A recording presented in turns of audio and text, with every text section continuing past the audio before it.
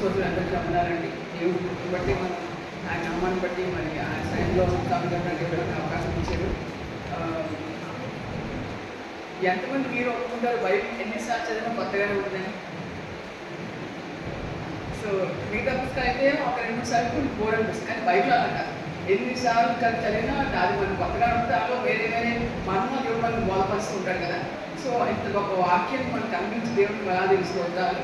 So ఈ విధానం కొన్ని అంశాలు మనం చూసుకుని మనందరికీ ఈశ్వరంగానే మనకి ఇంట్రెస్ట్ వస్తుంది. ఏ ప్రభావం ఎప్పుడు లేచాడు, లేచిన తరుణప్పుడు ఏమని జరిగింది, ఆ పర్టికులర్ సిచ్యువేషన్లో ఏమేమి కార్యాలు జరిగాయి అని మనం ఆలోచిస్తూ ఉంటాం కదా. నేను కూడా ఇంట్రెస్టింగ్గా నిన్న ఈ లాస్ట్ చాప్టర్స్ అంటే మత్తయి, మార్కు, లూకా, యోహానులో లాస్ట్ చాప్టర్ చదువుతూ ఉన్నాను. సో నాకు కూడా చాలా ఇంట్రెస్టింగ్గా అనిపించింది. ఇంకా మాస్టర్ గారు అన్నారు, రేపు నువ్వు వాక్యం చెప్పు, నాకు కొంచెం నీసంగా ఉంది అని. సరే కదా అని చెప్పి నేను కూడా స్టార్ట్ చేస్తాను. సో అది కొంచెం మీద కూడా పంచుకుందామని చెప్పేసి నేను కొన్ని అంశాలు మీతో షేర్ చేద్దామని ఆశపడుతున్నాను. నిన్నైతే మీరు ఉదయం మాస్టర్ గారికి చాలా ఫీవర్ ఉందండి, పెద్ద బాబు అన్నాడు, నేను వచ్చి తీసుకెళ్తానని చెప్పాడు హాస్పిటల్కి. సో నేను ఆల్రెడీ ఫ్రైడే సెలవు ఉంది, నేను ఇంపార్టెంట్ పనులు నాకు స్కూల్లో ఉంది, నేను వెళ్ళి కొంచెం పర్మిషన్ పెట్టి వచ్చేద్దాం అనుకున్నాను. సో వెళ్ళాను, బాబు ఫోన్ చేసి నేను వచ్చే మాకు తీసుకెళ్తాను అని అన్నాడు. సరే కదని స్కూల్లో కూడా అక్కడ పేరెంట్స్కి రీయింబర్స్మెంట్ ఇస్తారన్నమాట. దాంట్లో ప్రిన్సిపాల్ సైన్ చేయాలి. సో అలాగే చాలా మంది పేరెంట్స్ నేను వచ్చాను, నేను చేయడం అనమాట. సో నేను సైన్ చేస్తే కానీ వాళ్ళకి అది ఆ రీయింబర్స్మెంట్ రాదు. దాంతో నేను ఇక్కడ స్టక్అప్ అయిపోయాను. నేను 11th బయలుదేరి చేద్దాం అనుకున్నాను, కానీ 12th కూడా నేను స్కూల్లోనే ఉండిపోవచ్చు వచ్చింది. సో ఇంటికి వచ్చాక ఈరోజు పెద్దబాబు ఒక హాస్పిటల్ మాస్టర్ గారు పట్టితే అక్కడ లేరంట. దాని బట్టి వేరే హాస్పిటల్కి ఇమీడియట్గా చూసి మరి అక్కడ అడ్మిట్ చేసుకోవడము సర్జరీ కూడా జరిగింది. నేను మాకు ఈవినింగ్ కల్లా మాస్టర్ వెళ్ళేటప్పుడు చాలా నీరసంగా బాబు పట్టుకు తీసుకెళ్ళాల్సి వచ్చిందంట. వచ్చేటప్పుడు అందరూ నడుచుకుంటూ మరి క్షేమంగా గేటుకు వచ్చారు. అప్పటి నుంచి మళ్ళీ ఫీవర్ రాలేదు. ఇప్పుడు డాక్టర్ గారు మళ్ళీ నేను కూడా ఒకసారి గమన్నారు. సో నేనైతే విశ్వాసం కలిగి ఉన్నాను, దేవుడు తప్పక స్వస్థపరుస్తారని. నేను సాయంకాలం నేను ఇలా ఉన్నా కూడా ఉమెన్ ఫెలోషిప్ నేను మిస్ చేయకూడదని నేను పరిగెత్తుకుంటూ 5 o'clock హాస్పిటల్ నుంచి అలా ఇంటికి వచ్చి మళ్ళీ పరిగెత్తుకుంటూ 5 o'clock చేర్చుకొచ్చి ఇక్కడ చిన్న వాకింగ్ చేంజ్ చేసి మళ్ళీ ప్రార్థన చేయమని చెప్పి నేను మళ్ళీ 6 o'clock ఇంటికి వెళ్ళి మళ్ళీ అక్కడి నుంచి మళ్ళీ హాస్పిటల్కి వెళ్ళాను. సో ఇలాగా దేవుడు ఆయన శక్తి ఇచ్చి నడిపించాడు. ఆయన బహుగా గుర్తించిన సోదరులు నేనైతే చెల్లించుకున్నాను. కాబట్టి మనకి కష్టాలన్నీ వస్తాయండి, వేదనలు వస్తాయి, కానీ దేవుడిని మాత్రం విడిచిపెట్టదు. ఆయనతో సమయం గడపడం మాత్రం దయచేసి ఎవరు కూడా రెగ్యులేట్ చేయవద్దు. సో మీరు ఏ సిచ్యువేషన్ ఉన్నా దేవుడే మనకు ఆధారం. సో మనుషులు కొంతవరకే చేస్తాడేమో కానీ దేవుడు సమస్తలు శక్తిమంతులు మీరు నమ్ముతున్నారా? చూస్తారు. సో అటువంటి నమ్మకం ఎప్పుడు కూడా కలిగి ఉంటాను. సో వాక్యంకి వెళ్ళిపోదాం. మార్కు 16వ అధ్యాయము. సో 1-16. సో ఈ పూర్వకాలం విశ్రాంతి అంటే శనివారం అనుకునేవాళ్ళు అన్నమాట. ఆ రోజుల్లో విశ్రాంతి అంటే శనివారం అనుకునేవాళ్ళు. ఇక్కడ వాక్యం కూడా విశ్రాంతి గడిచిపోగలి ఎవరు వచ్చారంట యేసుప్రభు చూద్దామని మగ్దలేనే మరియు, యాకోబు తల్లి మరియు, సలోమియు వచ్చి. సో 3 స్త్రీలు ఉన్నారు కదా. ముందు శిష్యులు ఎవరైనా వచ్చారండి ఇక్కడ? అక్కడ లేదు. ఈ 3 స్త్రీలు మాత్రమే వచ్చారు. వాళ్ళు ఏం చేశారంట? వాళ్ళు ఆయన పూయలు సుగంధ ద్రవ్యాలు కొనేది. సో దేవుడికి పూయందుకు సుగంధ ద్రవ్యాలు కొని రబ్బు ఉన్నారేమో సమాధిలో, ఆయన సుగంధాల ద్రవ్యాలు పొద్దాము అని వాళ్ళు ఆ కావాల్సిన సుగంధ ద్రవ్యాలు కొని ఆ సమాధికి వచ్చారంట. వాళ్ళందరూ కూడా యేసుప్రభు తిరిగి లేస్తారని అనుకున్నారో లేదో మనకైతే తెలియదు, కానీ ఆయన బాడీకి సుగంధ ద్రవ్యాలు పోవాలనే ఉద్దేశంతో అవి కొనుక్కుని వాళ్ళ సమాధికి వచ్చారు. వచ్చినప్పుడు ఏమైందంటే వారు ఆదివారం పెద్దలుగా లేచి సూర్యోదయం సమాధి కొంతకు వచ్చిండగా సమాధి ద్వారం నుండి మన కొరకు ఆ రాయి ఎవరు కొన్నిసిన ఒకరితో ఒకరు చెప్పకూడదు. స్త్రీలు ఉన్నారు, వాళ్ళు మాట్లాడుతున్నారు ఏమని, అక్కడ పెద్ద రాయి వేసేస్తారు కదా, పెద్ద రాయి ఆ రాయితో వాళ్ళు ముద్ర వేసేస్తారు కదా, మన కోసం ఆ రాయిని ఎవరు తీస్తారు, మన ముగ్గురు ఉన్నా కూడా దాన్ని తీయలేం కదా అని వాళ్ళు ఒకరితో మాట్లాడుకుంటూ సమాధికి వాళ్ళు వచ్చారట. వచ్చినప్పుడు వారు కళ్ళకి చూడగా రాయి కొల్లింపబడినట్టు చూచి ఆ రాయి ఎంతో పెద్దది. వాళ్ళు ఏమనుకున్నారు? రాయి ఎవరు తీస్తారు, ఎవరు మనకు సహాయం చేస్తారు అని అనుకున్నారు. కానీ వాళ్ళు వచ్చేటప్పటికి రాయిదా? రాయి ఆల్రెడీ తీయబడి ఉంటారు. రాయి ఎంతో పెద్దది. వాళ్ళు అనుకున్న రాయి అక్కడి నుంచి తీయబడి ఉంది. మనం కూడా మన జీవితంలో ఇంత గొప్ప శోధన, ఇంత గొప్ప వేదన, ఇంత గొప్ప సమస్య ఎలా తీస్తారో మనం అనుకుంటాం. కానీ దేవుడు మీరు ప్రార్థన చేస్తే అప్పటికప్పుడు ఆ కార్యం జరిగించే శక్తిగా దేవుడు. ఈ సంవత్సరం నాకు వచ్చిన వాగ్దానం, తన ఎందు భయభద్రగల వారి కోరిక ఆయన నెరవేర్చిన వాగ్దానం నాకు వచ్చింది. నేను ఏ సమస్య వచ్చినా కూడా ఆ వాగ్దానం నిలబెట్టుకొని ప్రభు నేను ఎంత భయపడగలిగాను, నా కోరిక నువ్వు నెరవేర్స్తాను వాగ్దానం ఇచ్చావు కదా, నేను ఆ వాగ్దానం ఎత్తుపెడుతూ ప్రార్థన చేసుకుంటూ ఉంటాను. అలాగే అన్ని వాగ్దానం కూడా మనమే. కాబట్టి మనం స్వతంత్రించుకోవడానికి మనం ఏం చేయాలంటే వాటిని క్లెయిమ్ చేసుకోవాలి. వాటిని మనం మనం చేసుకుని ప్రభా you set like this, you set like this అని ఆయన అడిగినట్టు ఆయన మన కనుక గొప్ప కార్యం చేస్తారు. వీళ్ళు ఆ రాయి ఎలా తీస్తారు అనుకున్నారు కానీ ఒక చెప్తే ఆ రాయి మీద ఆల్రెడీ తీసేసి ఉంది. అప్పుడు వాళ్ళు సమాధిలో ప్రవేశించి తెల్లని నిలుగుటంగి ధరించుకుని ఒక పొడుచు ఆ పొడి వైపు చూచి మిగులో కలవరపడ్డారు. సార్ సమాధిలోకి వచ్చారు. ఆ రైట్ సైడ్ ఒక యంగ్ పర్సన్, ఒక యంగ్ యూత్ అక్కడ చుట్టూ వాళ్ళు చూశారు. చూసి వీళ్ళేమీ ఆయన అడగలేదు. అడగొచ్చు కదా, అయ్యా ఏసేపు ఉండాలి, ఏమైంది యేసుప్రభు ఏమని అడగొచ్చు కదా. వాళ్ళు ఏమీ అడగకుండా, అంటే వాళ్ళు ఎంతో వేదంతో దుఃఖంతో బాధతో ఉన్నారు కాబట్టి యేసుప్రభు నేను సుగంధంగా తెచ్చాను కదా. చూస్తే సమాధి నాకు తీసే ఉంది కానీ ఇప్పుడేమో ఎవరో ఉన్నారు ఇక్కడ అని చెప్పి వాళ్ళు ఎంతో కలవరపడ్డ, ఎంతో వేదన దుఃఖంతో వాళ్ళు ఉన్నారు. అప్పుడు ఏమైందంట, అందుకు అతను కలవరపడబడి సిలువబడి నడిగని యేసుని మీరు వెతుకుతున్నారు. ఆ ఎవరిస్తుందంటే ఒక దేవదూత అక్కడ ఉన్నాడు. ఆ దూతే ఆయనే, ఆ దూత వీళ్ళతో మాట ఏది ఆయన అంటాడు, మీరు కలవరపడవద్దు, మీరు ఎవరు వెతుకుతున్నారు, సిలువలో నేసి మీరు వెతుకుతున్నారు కానీ ఆయన దగ్గర లేడు. ఆయన చెప్పినట్టుగానే లేచి ఉన్నాడు. మీరు వెళ్ళి ఆ శిష్యులకు చెప్పండి. అంటే శిష్యులే మా అపోస్తులు అనుకుంటాం కదా. ఆ 12 మంది యేసుప్రభు వారితో ఉన్నారు కదా. ఆయన 30 నుంచి 33 సంవత్సరాలుగా ఆ 3.5 years ఆ 12 మంది యేసుప్రభు వారు ఉన్నారు. యేసుప్రభు చేసిన ప్రతి కార్యం కూడా వాళ్ళు చూశారు. సో వాళ్ళని మనం డిసైపుల్స్ అని, అపోస్తల్స్ అని మనం అంటూ ఉంటాం. కానీ ఇక్కడ ఈ దూత ఆ తేలి చెప్తుంది, మీరు వెళ్ళి ఆ అపోస్తలుకి చెప్పండి, ఎందుకంటే యేసుప్రభు వారు తిరిగి లేచారు, ఆయన గదిలోకి మీకంటే ముందుగా వెళ్తున్నారని, అక్కడ మిమ్మల్ని కలుసుకుంటారని, మీరు వెళ్ళి ఆ శిష్యుకి చెప్పండి అని ఈ దూత ఈ యొక్క స్త్రీలకు చెప్తున్నట్టుగా మనకి వాక్యం చూస్తాం. కాబట్టి వాక్యం ఎక్కడ స్టార్ట్ అయిందండి? స్త్రీలతోనే స్టార్ట్ అయితే మనం చెప్పుకోవచ్చు. ఎంతో చూసుకుంటే వారు బయటకు వచ్చి విస్మయం పొంది వణకుచు సమాజాన్ని పారిపోయి వారు భయపడినందున ఎవరితో ఏమీ చెప్పలేదు. పాపం ఈ దూతతో చెప్పారు. ఆ దూత చెప్పిన మాటలు వాళ్ళు విన్నారు కానీ ఉపస్థితులు చాలా భయపడిపోయి వణుకుంటూ బయటకు వచ్చి చాలా భయపడి ఎవరితో ఏమి చెప్పకుండా అక్కడి నుంచి వాళ్ళు పారిపోయారు. వాటిలో రాయబడింది. సో కానీ అందరూ పారిపోలేదు. ఇంకోటి మీరు గమనించండి, ఆదివారం తెల్లవారినప్పుడు యేసు లేచి తాను 7 దయ్యాలు వెళ్ళగొట్టిన మగ్ధలేని మరియకు మొదట కనబడేను. సో 3 స్త్రీలు వచ్చారు, 2 స్త్రీలు పారిపోయారు. కానీ మగ్ధలేని మరియ 7 దయ్యాలు వెళ్ళగొట్టిన మరియ వెళ్ళి పారిపోకుండా మళ్ళా వచ్చి అక్కడే వెయిట్ చేస్తూ ఉంది. కాబట్టి యేసయ్య గురించి ఆమెకి కనపడ్డారు. ఆ 7 దయ్యాలు వెళ్ళగొట్టిన మగ్ధలేని మరి యేసుప్రభు వారి గురించి ఆయన తను ఆవిడికి కనపరుచుకున్నారని మనం చెప్పచ్చు. ఆయనతో ఉండిన వాళ్ళు దుఃఖపడి ఏడ్చుండగా ఆమె వెళ్ళి ఈ సంగతి వారికి తెలియజేశారు. సో మరీ యేసుప్రభు ఏం చెప్పారు, మధ్యాహ్నం బట్టి నువ్వు అమ్మ నువ్వు వెళ్ళు, నా శిష్యుడికి చెప్పు, నేను లేచానని చెప్పి గల్లెకి వస్తున్నాను, అక్కడ కలుసుకుంటానని చెప్పు అని చెప్పినప్పుడు ఈ మధ్యని వెళ్ళి వాళ్ళ శిష్యుడికి చెప్పినప్పుడు వాళ్ళు ఏం చేశారు, ఆయన వెళ్తున్నా ఆమె కనపడ్డాను వారు ఇది నమ్మకం పోయింది. వాళ్ళు అంటున్నారా ఏం నువ్వు చెప్పేది అంటే వాళ్ళలో ఈ స్త్రీ పట్ల ఒక రకమైన లోవర్ అభిప్రాయం ఉందని నేను అనుకుంటున్నాను. అంటే ఏంటి మాకు చెప్పేది, యేసుప్రభు నుంచి కనపడ్డా, ఈ వచ్చి మాకు చెప్తుందా, ఆయన గల్లే మా దగ్గర మనం కలుస్తాడా అని వాళ్ళు ఒక రకమైన అపనమ్మకంతో వాళ్ళు ఉన్నారు. కానీ ఉన్న యేసుప్రభు కనిపించాలి నిజమా అని ఏమాత్రం వాళ్ళు అన్నట్టు వాళ్ళు ఏమాత్రం నమ్మకపోయేది వాక్యంలో రాయబడేది.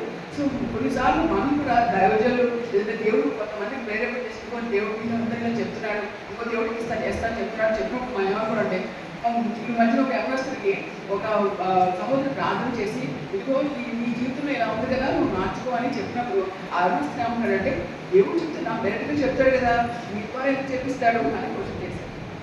సో నేను చాలా వేదన పడ్డాను, అయ్యో ఏంటి ఇలా ఉన్నారు, మన కోసం ప్రార్థన చేసేవాళ్ళు ఎంతమంది ఉంటారు, నేరుగా మన కోసం భారం కలిగి ప్రార్థన చేసేవాళ్ళు చాలా తక్కువ మంది ఉంటారు. కానీ ఆ యవనస్తుడు గారు చెప్పినప్పుడు అతను దాన్ని యాక్సెప్ట్ చేయడానికి ఇష్టం చూపించలేదు. కానీ ఇక్కడ కూడా ఈ శిష్యులు చెప్పినప్పుడు వాళ్ళు ఏమన్నారు, నమ్మకుండా వాళ్ళు ఉన్నారు. ఇంకా మనం చూసుకుంటే ఆ తర్వాత వారందరూ ఒక పత్రిక నేర్చుకోవచ్చుండగా ఆయన మారు రూపము కలవారే వారికి ప్రత్యక్షమైన వారు వెళ్ళి, సో ఇక్కడ యేసుప్రభు వారు మనకెదురు ఆ పట్టణం నుంచి వెళ్తా ఉంటే మారు రూపంలో అంటే యేసుప్రభు గారే కాకుండా మారో రూపంలో వారికి ప్రత్యక్షమయ్యారు.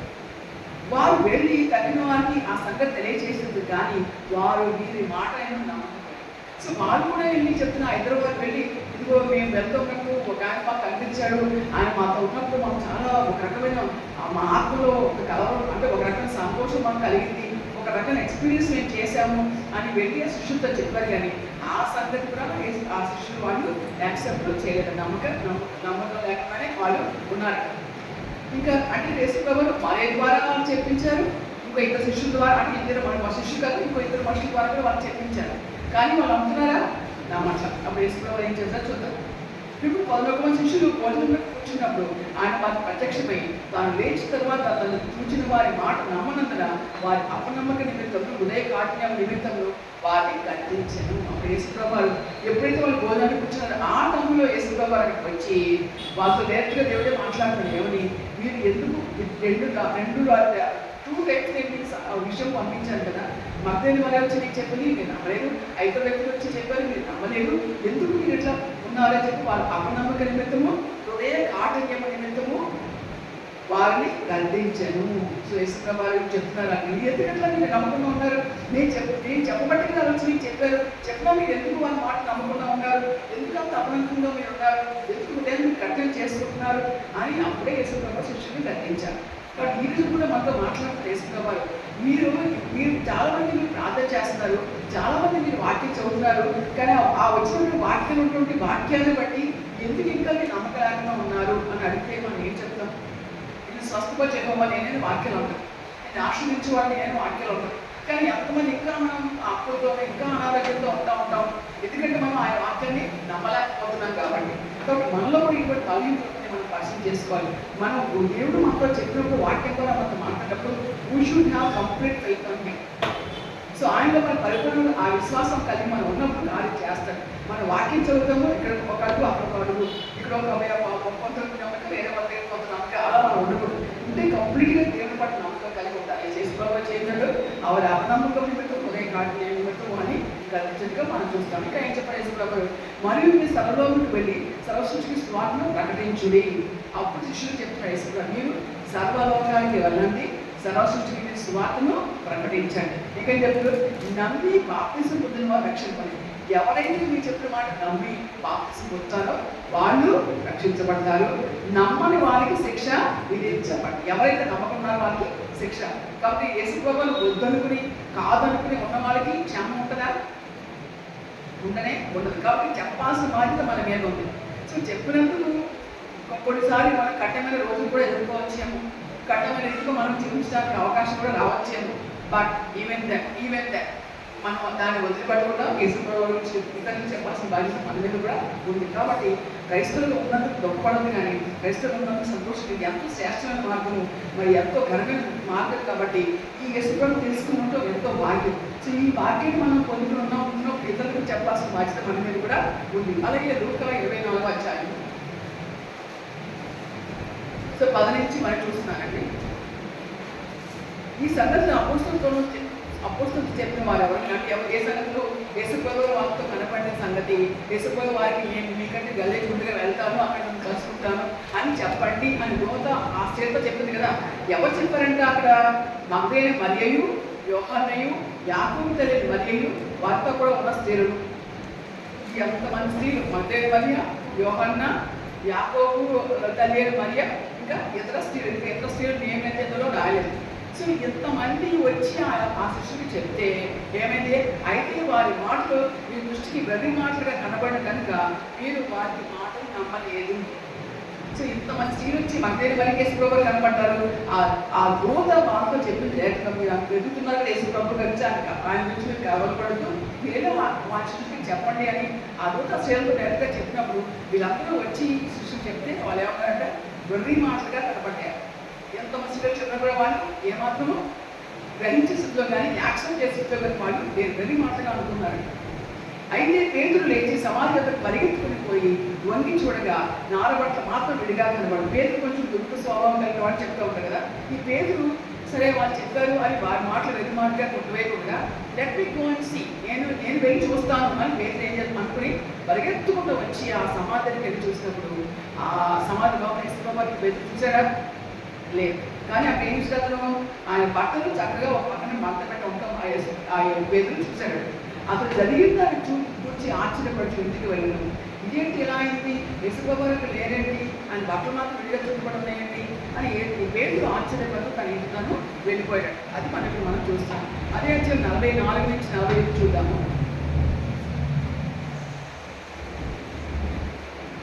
అంతగా మోక్ష ధర్మశాస్త్రంలో ప్రవర్తనలో గ్రంథంలో కీర్తనలో అనిపించి రాయబడినని నేను నెరవేరని మీరు నేను మీ ఎంత ఉన్నప్పుడు మీతో చెప్పిన మాటలు నెరవేరమని వారితో చెప్పిన యేసుప్రభు వాళ్ళతో కనపడి వారి గురించి వచ్చి ఎంత వేసేవారు ఇవి ధర్మశాస్త్రం నా గురించి రాయబడి ఉంది, మోషే ఇలాగ నా గురించి రాశాడు, ఇలా మాటలు నా గురించి రాయబడి ఇవన్నీ కూడా నెరవేరాయి అని ఇన్సిడెంట్స్ అవన్నీ ఎత్తి చూపించి వాళ్ళు చెప్తున్నారు. యేసుప్రభు ఇవి 84 నుంచి రాశాడు దానిలో అని బహుశా ఎంతమంది యేసుప్రభు చెప్పారు ఇక్కడ రాయబడలేదు. కానీ ఆయన గురించి అనేక మంది రాసిన ప్రవక్తలు చేసినవన్నీ రాసినవన్నీ నెరవేరాయని చెప్పి యేసుప్రభు వాళ్ళకి చెప్పినట్టుగా మనకి ఇక్కడ రాయబడి. అప్పుడు వారు లేఖనం ఇంకా చూడండి, అప్పుడు వారు లేఖనం గ్రహించినట్లుగా ఆయన వారి మనసును తెరచి, ఎంత యేసుప్రభు వారు చెప్తున్నా వారు గ్రహించిన స్థితిలో ఉన్నారు కాబట్టి ఆయనే వారి మనసును తెరచి. సో మన దేవుడు ఎంత మంచి దేవుడు అంటే, సో మనకది చేత కానప్పుడు, మనకది అవనప్పుడు, మనకది ఇంపాసిబుల్ అనుకున్నప్పుడు ఆయనే మన మనసును కూడా తెలుస్తారు. చూడండి, ఆయన వారి మనసును తెలిసి క్రీస్తు సంపడి కూడా జరుగుతున్న ఇతరులు లేచిననియు దృశ్యం మొదటి సంవత్సరంలో ఆయన దగ్గర వారి మనసు పక్షం ప్రకటపడిననియు రాయబడినది. వారి మనసును తెచ్చి గ్రహించినట్టు యేసుప్రభు వారు చేసినటువంటి వాటిలో రాయబడింది. కాబట్టి మనం ప్రార్థన చేయాలి. ఈ మధ్య నేను పాలి ఆన్సర్ మెసేజ్ నేను పెట్టాలన్నా, సో ఆయన ఒక మెసేజ్ ఆయన అన్నాను. సో ఆయన దేవుళ్ళకి వచ్చినప్పుడు సో ఉదయం లేచి 5 గంటలు ప్రార్థన చేసుకునేవాళ్ళండి. 5 hours ప్రార్థన చేసుకున్న తర్వాత టిఫిన్ చేసి ఇంకో 5 గంటలు ప్రార్థన చేసుకునేవాళ్ళంట. నేను ఆశ్చర్యపోయి ఎలా అనుకుంటాను అంటాను. నేను చేయడానికి పని ఏమీ లేదు, యేసుప్రభు ఆయన మా కోసం పిలుచుకున్నారు. నేను వాటర్స్కి వెళ్ళలేదు, ఇంక నేను నాకు ఏ పని లేదు కాబట్టి ఇక మోకరించి ఆయన చిత్తం కోసం ప్రార్థన చేసుకుంటూనే ఉన్నానని చెప్పారు. మనం ఎంతమంది పని లేనప్పుడు పార్టీ చదువుకుని ప్రార్థన చేసుకుందామని అనుకుంటారు. పని లేనప్పుడు ఏం చేస్తాం, ఇంకేదో ఇక్కడ నీళ్ళు చూద్దామా, కలిసి చూద్దామా, ఇటు ఎవరైనా ఫోన్ చేసి మాట్లాడదామా, తిరిగిపోయి ఇంటికి వెళ్దామా ఇలా అనుకుంటారు. కానీ ఇట్లా పేపర్ చదువుదామా, బుక్ చదువుదామా ఇలా అనుకుంటారు. కానీ పని లేనప్పుడు యేసుప్రభువుతో సమయం గడుపుదాము అని ప్రార్థన చేద్దాము అని ఎంతమంది మనం అనుకుంటాం. నిజంగా ఆయన దేవుడు ఎదుర్కొని మరి వరల్డ్ బిగ్గెస్ట్ చర్చ్ ఇచ్చేదానికి ఆయన ఇంకా సపోర్టింగ్ చర్చెస్ చాలా ఉన్నాయంట. చాలా నెంబర్ అని చెప్పారు. మన జపాన్ ఉన్నాయట, కొరియాలో ఉన్నాయట, మరి ఇంకా చాలా చైనాలో కూడా ఉన్నాయట. ఆయన చెప్పినప్పుడు నేను చాలా ఆశ్చర్యపోయింది. పెద్ద పెద్ద దైవజనులు అని చెప్పిన ఆ మెసేజెస్ మన జంట గారి పుస్తకాలు కానీ మనకు చాలా మంచి మాట నుంచి మనకు కొంతనో నేర్చుకోవచ్చు. ఇక్కడ యేసుప్రభువు వారి మనసును తెరిచి మరి వారు గెలిచినట్టుగా ఆయన ఎక్కడ చేసినట్టుగా మన వాక్యంలో చూస్తున్నాం. ఇంకా ఈ సంగతులకు మీరే సాక్షి తీసుకోవాలంటే ఇదిగో ఇవన్నీ కూడా చేసినందుకు మీరే సాక్షులు కాబట్టి మీరు వెళ్ళి చెప్పండి, ప్రజలకు మీరు చెప్పండి, ప్రపంచం అందరికీ రాజ్యసభ ప్రకటించండి అని చెప్పి ఆయన వారు చెప్పడానికి మనం చూస్తున్నాం. అలాగే యోహాను 20వ అధ్యాయం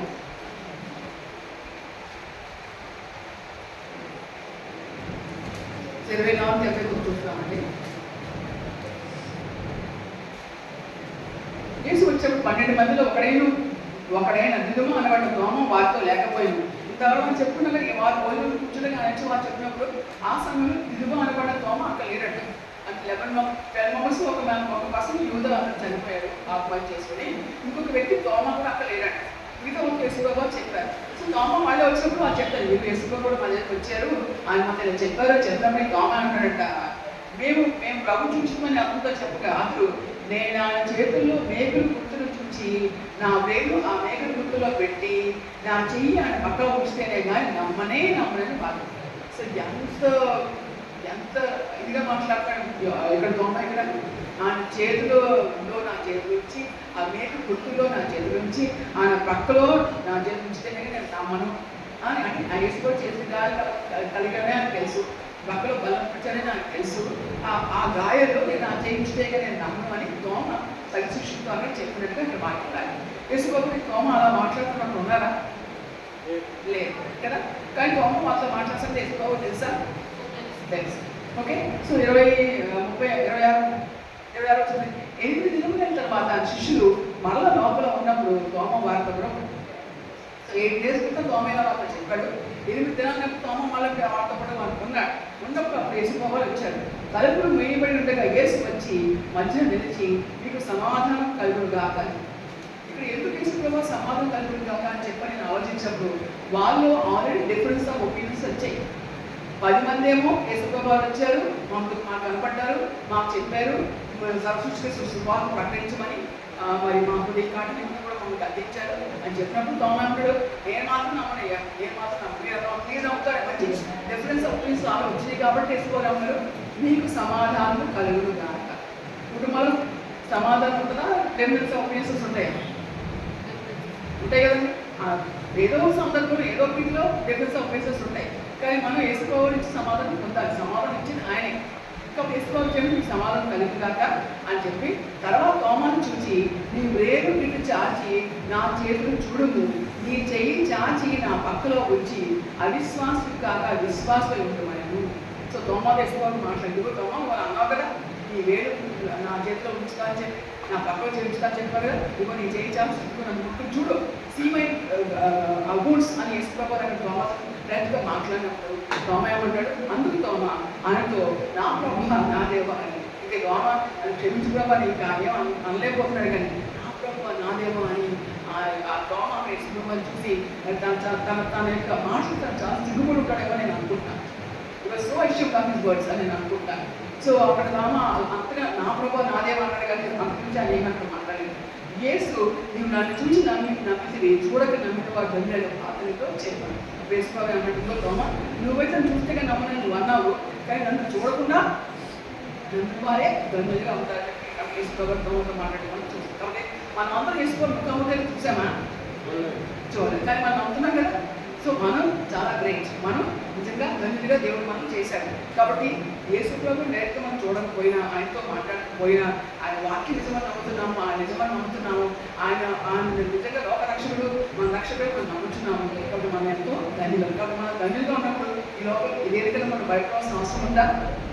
అలా కాదు కదా. సో దేవుడి మీద భయభక్తులు కలిగి ఆయన వాక్యం శ్రద్ధగా చదువుకుంటూ ఆ వాక్యానుసారంగా మనం జీవిస్తూ ముందుకెళ్ళినప్పుడు మనకి ఈ లోకంలో ఎంతో గొప్ప రీతిలో ఆయన సరపరిచి నడిపిస్తారు. నమ్మకం మనం కలిగి ఉండాలి. కాబట్టి నాట్ వరీ అబౌట్ ఎనీథింగ్. దేని గురించి కూడా చెప్తా పడకూడదని చెప్పి జనాలు మన దేవుడితో మనతో దేవుడు మాట్లాడతాడు. అలాగే జాన్ 21:25 అందులో ఏమన్నా ఒక వచనం, ఏం చేసిన కార్యములు అనేకములు కలవు, వాటిలో ప్రతి దాన్ని వివరించి రాసిన ఎడలా అటు రాయబడిన గ్రంథములకు భూలోకమైన చాలదని నాకు తోచుచున్నది.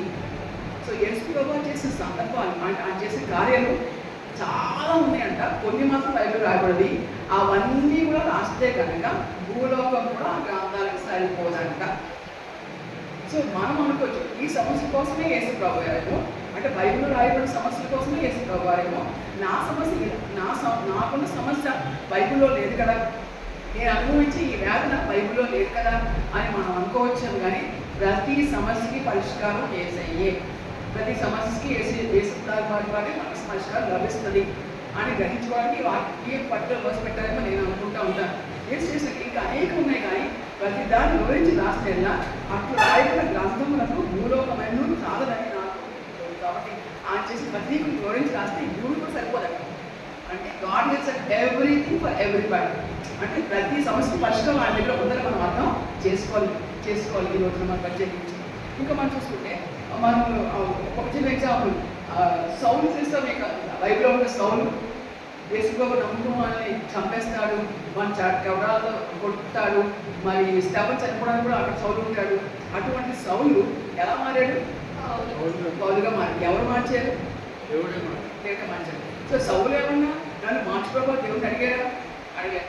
ఈ just want to destroy Christians, అంతే కదా. అలా ఉన్నప్పుడు మరి దేవుడు ఇంటర్వ్యూన్ అయ్యి ఇంకో ఇట్లా కాదని చెప్పి ఆ సౌలు పౌలుగా మార్చి, ఎవరికి పౌలు తన ప్రాణాన్ని యేసు కూడా తను ప్రేమించే రీతిలో ఆయన ప్రేమించి ఆయన సేవ చేసి అనేక పత్రికలు రాసింది ఆయన. పౌలు గారు అనేక పత్రికలు చాలామంది తెరలు కూడా ఆ పౌలను పేరు పెట్టుకోవడానికి ఇష్టపడుతూ ఉంటారు. సో అటువంటి వ్యక్తిని ఆయన మార్చినప్పుడు మనం మన రెజల్యూషన్లు కానీ లేదంటే మన బంధువులు కానీ మనం ప్రార్థన చేసినప్పుడు వారి విషయం ఆయన శ్రద్ధ లేకుండా వారిని మార్చకుండా ఉంటారా? తప్పక ఆయన మారుస్తారు. కాబట్టి మన విశ్వాసం కలిగి మనం కంటిన్యూ టు ప్రే, మనం కంటిన్యూగా దేవుడు ప్రార్థన చేస్తూనే ఉండాలి, ఆయన మనం అడుగుతూనే ఉండాలి. చేసినప్పుడు ఆయన కార్యం తప్పగా చేస్తాం. మనం ఏమాత్రం అవిశ్వాసం కానీ ఉదయ కాటిని కానీ గురిగా మనం పట్టకుండా మనం జాగ్రత్త పడడం మనకి ఎంతో క్షేమం. సో గలతీ 3వ అధ్యాయము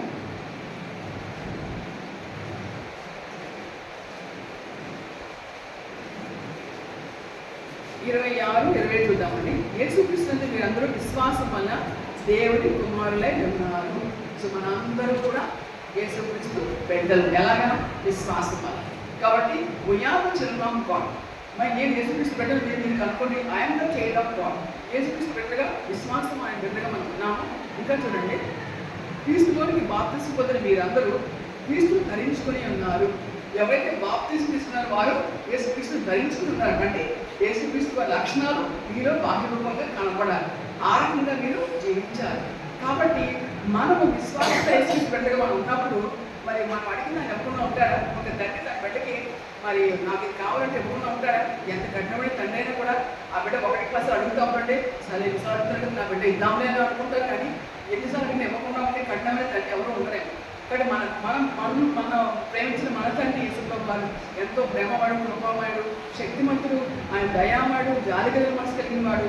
అంత గొప్ప దేవుడు మనం అడుగుతుంటే మనకు ఎవరు ఉంటాడు? ఆయన బిడ్డగా మనం ఉన్నప్పుడు. కాబట్టి మీరు ప్రార్థన చేసేప్పుడు నేను యేసుప్రభువు వారి బిడ్డని, ఆయన బిడ్డగా ఆయనకి అడిగే హక్కు నాకు ఉంది. I have right to ask God, I have right to demand this thing from my God అని అనుకుని మీరు ప్రార్థన చేయండి. తప్పక కార్యం మీరు చూస్తారు.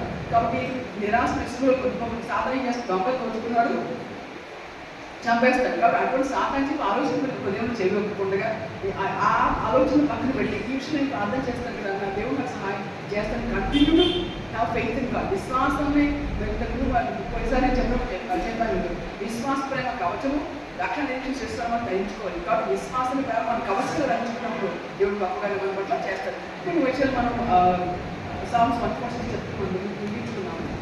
కీర్తన 146 ఈరోజు మనం రెస్పాండ్ చదువుతున్నాం కదా. యెహోవాను స్తుతించి నా ప్రాణం యెహోవాను స్తుతించును, నా జీవితకాలం అంటే నేను యెహోవాను స్తుతించగలను. ఇప్పుడు దారుణాలు ఏమిటంటే నా జీవితకాలం అంటే నేను యెహోవాను స్తుతించాను. కాబట్టి మనం దేవుని చాలా మంది మేలు ఉంటేనే దేవుడు స్తుతిస్తారు, అనారోగ్యం దేవుడు స్తుతించడం. మరి ఇంట్లో అన్ని సమృద్ధిలో దేవుడు స్తుతిస్తారు, ఏదైనా షార్ట్ అయినట్టు దేవుడు స్తుతించడం. కానీ అలా కాదు, ఏదన్నప్పుడు మన దేవుడిని స్తుతించే బాధ్యతలమే ఉన్నాం. You should praise God, you should say thanks to God. తాళ్ళని నా జీవితకాలను ఎక్కువ స్తుతించదను, నేను బతుకు కాలం బట్టి నా దేవుడు కీర్తించదు. ఎంతవరకు మనం కీర్తిస్తున్నాం దేవుడు? జీవితకాలం బట్టి కూడా ఆయన స్తుతించాలి. కాబట్టి మనం ఈ లోకంలో మన జీవంతో ఉన్నంత కాలం మనం స్తుతించే బతుకులమే ఉన్నాం. కాబట్టి అది గుర్తుపెట్టుకుని మరి ఉదయాలంగానే దేవుడు స్తుతించి బాబా అందించి దినాన్ని బట్టి మీకు స్తోత్రం. ఈ దినవంతుడు నాతో ఉండి నన్ను నడిపించే దేవుడు అప్పచెప్పుకోవాలి. అలాగే రాత్రి కష్టంలో బాబా ఈ దినవంతుడు నన్ను కాపాడానికి స్తోత్రాలు. ఈ రాత్రి కూడా నాతో ఉండి నా కాసు ప్రతిదీ ఇవ్వండి అని ప్రార్థించి చెప్పుకుంటున్నాను. ఎలా దేవుడు పట్ల మనకి కృతజ్ఞత కలిగినప్పుడు అది మనకి ఎంతో మంచిది. ఇంకా చూడ రాజు చేసిన అనుచరుల రక్షణ కలుగు వారికి నమ్ముకొనకడి. సో ఈ రోజుల్లో రాజుల చేత కానీ వారి వల్ల మనకి రక్షణ వస్తుందా? ఈ ఆత్మని రక్షిస్తుంటే ఏ రాజు చెప్పగలరా? ఈ ఆత్మని పదవుకు స్థానిస్తుంటే ఏ అధికారులు చెప్పగలరా? నోబడి నలిపేసినాక ఎవరు కూడా మనకి హెల్ప్ చేయలేదు. కానీ వారు నమ్ముకొని వారు కూడా ఇతరులాగే చచ్చిపోతారు, ఇతరులాగే వాళ్ళు కూడా మట్టిపాలు అయిపోతారు. కాబట్టి ఎవరికి యాకోబు దేవుడు సహాయకులను, ఎవరు తన దేవుడు యెహోవా మీద ఆశ పెట్టుకున్నో వాడు ధన్యుడు. 5వ వచనం చూస్తున్నాడా? యాకోబు దేవుడి మీద ఎవరు ఆశ పెట్టుకుంటాడో, యెహోవా మీద ఎవరు ఆశ పెట్టుకుంటారో వాళ్ళే. మన ఆశ, మన యొక్క మరి నమ్మకం ఎవరి మీద పెట్టుకోవాలి? దేవుడి మీద మాత్రమే మనం పెట్టుకోవాలి. పెట్టినప్పుడు వాళ్ళు దేవుడు ధన్యుడిగా చేస్తాడు. ఇంకా చూడండి 8వ వచనంలో యెహోవా గుడ్డివార్తలను తెరవచేవాడు, యెహోవా కుంగిన వారిని లేవనెత్తువాడు, యెహోవా నీటి మొత్తం ప్రేమించాడు. గుడ్డివార్తలను తెరచేసేదాన్ని అంటే వాక్యరీతిగా మనం గుడ్డివారుగా ఉంటే, అలాగే మరి ఆరోగ్యరీత్యా కానీ కుటుంబం పరిస్థితులు కుంగిన వారుగా ఉంటే వారిని లేవనెత్తేది కూడా ఆయన. నిజంగా మేము ఎంతో కుంగిపోయాం. నేనైతే చాలా భయపడ్డాను, ఏమవుతుందా ఏంటా అని చెప్పి చాలా భయపడ్డాను. కానీ మరి నేను మధ్యాహ్నం చూద్దరికి అనుకుంటున్నాను అది హాస్పిటల్, విజయ హాస్పిటల్ అక్కడ స్కానింగ్ కోసం వెళ్ళాము. పొద్దునుంచి మాస్టర్ గారిని ఏమి తెలియదు, సరిపూర్ తెలియదు. అక్కడ గోడలు బాబు చేసి బయట నుంచి పట్టుకొచ్చారు. కొంచెం పెరగని కదా మాస్టర్ గారు. కానీ సరే ఒక 2 ముద్దలు నేను నోట్లో పెట్టుకున్నారు. ఆ 2 ముద్దలు లోపలికి ఇవ్వకుండా బాగుంది, ప్లాస్టిక్ కవర్ ఆ బాంబు బట్టి నాకు పారేసాను. సో నేనైతే చాలా వేదన పడ్డాను, ఏంటి బాబా ఈ పరిస్థితి. కానీ మనసులో ధైర్యం ఉంది, ఏదో అయిపోతుంది భయం లేదు. కానీ ఆయన ఏం తెల్లలేకపోతున్నారని అన్న బాధ అయితే నాకు. కానీ తిరిగి ఆయన ఎవరైతే నమ్మకం అయితే నాకు ఉంది. కాబట్టి మనం ఏ బస్సును కృంగిపోవడం మనం చేయకూడదు. ఇప్పుడు యెహోవా కుంగిన వారు లేవనెత్తేవాడు, యెహోవా నీతి మంతులను ప్రేమించేవాడు. యెహోవా మన నీతి ఆయన ఆ నీతి మనకి ఇచ్చాడు. మన నీతి మనకి అదేం వాల్యుబుల్ కాదు, కానీ ఆ నీతి మనకి ఇచ్చి మనం కాపాడి కూడా ప్రేమించి కూడా ఆయన. కాబట్టి ఇటువంటి దేవుడు మనకు కలిగినప్పుడు ఆయన హక్కును మనం చేయించడం ఎంతో మంచిది. అక్కడ లాస్ట్ వచ్చి చూడండి, యెహోవా నిరంతరము ఏలును. ఈ లోకంలో రాజులను అధికారులు కొంతకాలంలో పోతారేమో కానీ నిరంతరం ఏడే దేవుడు మన దేవుడు మనకు ఉన్నాడు. కాబట్టి నిరంతరము ఏడే ఆ దేవుని అండలో మనం ఉన్నప్పుడు మనకి ఏం చేసేవారు ఎవరుంటారు, మనకి కాన్ చేసేవారు ఎవరుంటారు, ఎవరు కూడా మనకు ఉండదు. సీనుని దేవుడు తనట్టు రాజ్యం చేయదు, యెహోవాను స్తుతించు. తరము రాజ్యం చేసేది ఆయన, తరంలో మనం స్తుతిస్తాం. మనం కాపాడటానికి మనకు సహాయం చేసి ఉన్న సజీవమైన దేవుడు ఆయనే. కాబట్టి ఆయనే మనకు సహాయం చేస్తాడని ఆయన మనం స్తుతించాలి. కాబట్టి వాక్యాన్ని చాలా ఈజీగా అనుకోకండి. శ్రమ వచ్చినా, బాధ వచ్చినా, తప్పం వచ్చినా దేవుడికి మాత్రమే ప్రార్థించండి. ఆ వాక్యం పట్ల నమ్మకం కలిగి ఉండండి. అప్పుడు దేవుడు గొప్ప కార్యం చేస్తాడు. చేయడానికి ఆయన మాత్రమే సమర్థుడు, ఆయన మాత్రమే సమర్థుడు. బంగారం కానీ, డబ్బు కానీ, వెండి కానీ, ఏదైనా మనకి ఆరోగ్యం వెళ్ళాలండి, మనకు ఏదైనా యాక్సిడెంట్స్ తప్పించగలగా బంగారం కానీ, వెండి కానీ, డబ్బు కానీ. కాబట్టి మనకు కావాల్సిన క్షేమం మనకు కావాల్సిన అవసరం ఇచ్చేది ఆయనే. కాబట్టి ఆ దేవుని పట్ల నమ్మకంగా ఉండండి.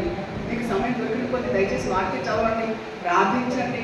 దేవుని దగ్గర మీకు వేదనని కూడా మన ఇతరులు ఇదిగో అలా అని చెప్పి అక్క చేసి చెప్పుకుంటారు, లేదా మీకు దానివల్ల మనకు కొంచెం ప్రయోజనం ఏమీ లేదు. కానీ దేవుడితో మీకు సమస్యలు చెప్పుకున్నప్పుడు ఆయన సహాయం తప్పక చేస్తారు. అటువంటి దేవుడితో సన్నిహిత సంబంధం కలుగుతానికి ప్రయత్నించండి. అట్లే దేవుడు మనంతా నడిపి